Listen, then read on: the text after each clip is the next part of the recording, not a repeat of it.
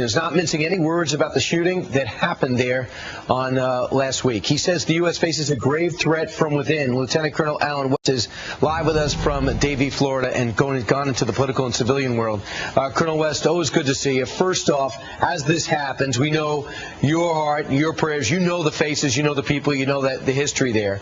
Having said that, now that the sadness is upon us, let's find out how this happened.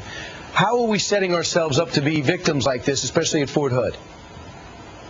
Well, I think one of the things you have to look at, Brian, is first and foremost, we have to confront this enemy and realize that our military installations are part of this 21st century battlefield. This is something that we've seen consistently with the attack that was foiled against Fort Dix, New Jersey. We foiled a terrorist group that was planning on attack on Marine Corps Base Quantico. But as you look on our military installations, one of the things that people don't understand, our soldiers are not carrying weapons around on these installations. Only the military police or civilian contracted police are the ones that are allowed to do so. Why does the military, in your mind, continue to imply that this is a question of a guy snapping when there seems to be possibly something else at work here? Well, I think that the military takes its direction from civilian leadership, and that's one of the critical things we have to understand.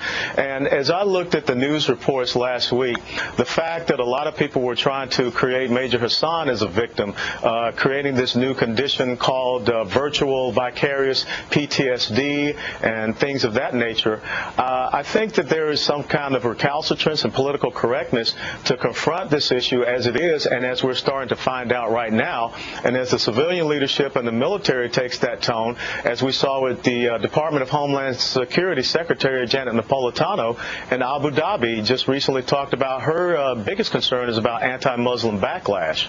Allah Akbar evidently is what reportedly he yelled, which means God is great. We see him in his Muslim garb going to convenience stores. We understand now that he went to the same mosque possibly as two of the hijackers from 9/11. So what have you concluded, Colonel West? Well, it was a very easy conclusion because as a commander, you start to look at indicators and warnings. You come up with the right assessment. We also know that he was proselytizing to the patients that he was seeing. He was also giving some very virulent jihadist messages at lectures that he was doing. So all of these things are adding up. We cannot continue to try to assume away the issue of having some type of terrorist influence against certain members that affects our military. And we have to go back to 2003 and remember Sergeant Hassan with the 101st Airborne Division that threw 2 hand grenades into his commanding officer's tent in Kuwait.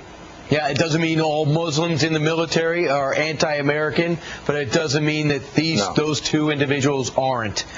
You are running for Congress now. You're going into politics. Congressional seat over in Florida's Broward County in 2010. So there's no idle time for Lieutenant Colonel Allen West now he's retired. Thanks a lot, Colonel, for joining us.